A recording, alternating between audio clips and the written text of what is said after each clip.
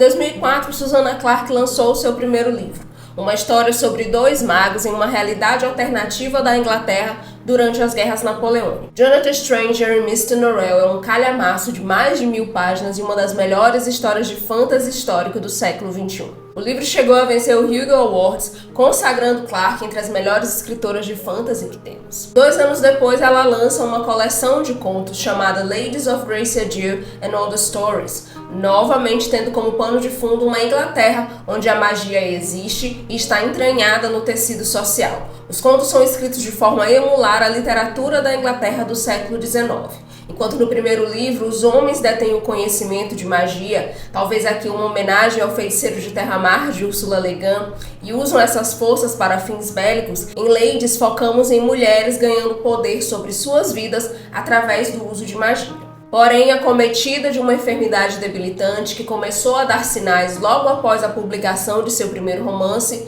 Clarke sumiu do mundo e só voltou a publicar um novo livro em 2020, vencendo o Women's Prize Fiction de 2021. O segundo romance da inglesa, Piranesi, se afasta da narrativa de uma Inglaterra alternativa e o protagonista vive recluso e, na maior parte do tempo, sozinho em um mundo que ele chama de casa. Essa descrição em muito reflete o que a própria Clarke passou, presa em casa em decorrência da doença sem poder fazer muita coisa, com apenas alguns momentos de alegria, como quando foi visitar o set de filmagens da adaptação que a BBC estava preparando de Jonathan Strange e Mr. Norrell. Mas Piranesi é também uma colcha de retalhos de referências ao artista clássico italiano de mesmo nome, conhecido por seus 16 desenhos de atmosféricas prisões labirínticas com infinitas escadas, uma forma exagerada do modelo italiano de arquitetura chamado de capriccio. Também ao clássico fantástico As Crônicas de Nárnia, a alegoria da Caverna de Platão e ainda aos contos da Livraria de Babel e a Casa de Asterion, do escritor argentino Jorge Luis Borges.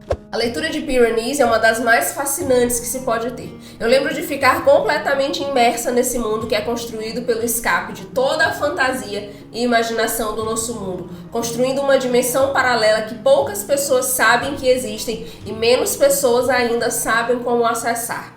A internet está cheia de análises de Piranesi, todas válidas, uma vez que o significado de uma obra artística é uma via de mão dupla. De um lado temos o que o artista quis dizer e do outro nós, o público, como entendemos aquela obra. Porém, uma dessas análises, que é muito popular, me incomoda. É a de que Piranesi se passa completamente dentro da mente de uma certa pessoa dentro dessa história, que não estamos vendo uma dimensão paralela, mas o mundo interior dentro da mente de um indivíduo traumatizado. Por mais válida que essa análise seja, eu estou aqui para rejeitá-la de todas as formas. Ela e tantas outras que enquadram mundos fantásticos apenas como dispositivos de narrativa e não como mundos onde essas narrativas realmente acontecem. Aqui lembramos do velho caso da alegoria versus aplicabilidade que ficou famoso em O Senhor dos Anéis. Tolkien rejeitava firmemente a ideia de que suas histórias na Terra-média fossem alegorias para a Primeira Guerra, para a industrialização, e ele é talvez a pessoa mais mal entendida quando se trata desse assunto. Tolkien disse foi que ele não gostava de alegoria e rejeitava seu uso.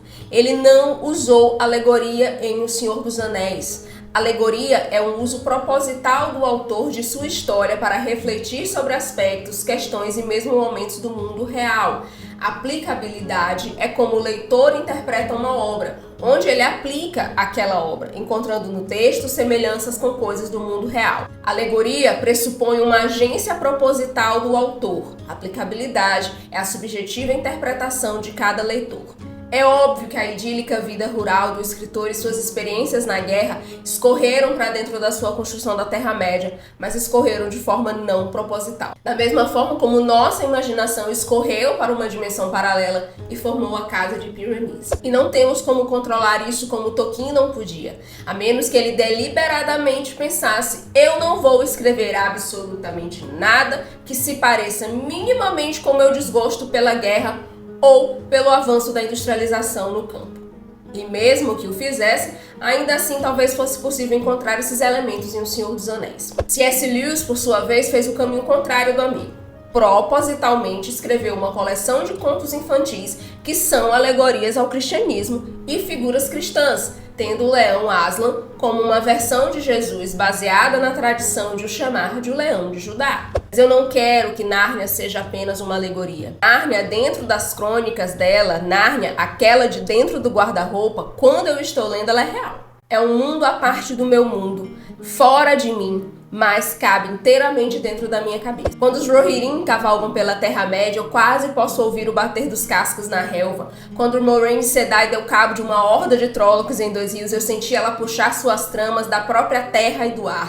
Mesmo quando Martin simplesmente revirou o mapa da Inglaterra de ponta cabeça, recontou a anarquia e as guerras das rosas como uma salada, pra mim, o mundo de gelo e fogo é real. Até porque eu nunca ouvi dizer que Henrique tenha usado dragões, além do estampado na bandeira de Gales, para derrotar Ricardo III. Quando Ged sai em busca de sua sombra e se descobre por inteiro pelas ilhas de Terramar, eu posso sentir o vento nas viagens de barco e o medo ao confrontar o terrível. Real, ele realmente libertou um pedaço de si e teve que ir atrás da criatura para conhecer a si mesmo. Da mesma forma, o amado filho da casa em Piranesi está lá, nessa dimensão construída de toda a criatividade fantástica que nós despejamos ao escrever e ler mundos onde há magia, dragões, elfos e toda sorte de criaturas, poderes e lendas. Por tudo isso que eu rejeito, e como diria Erika Hilton, não tolerarei e sempre vou rejeitar que mundos fantásticos sejam apenas ferramentas para contar uma coisa mais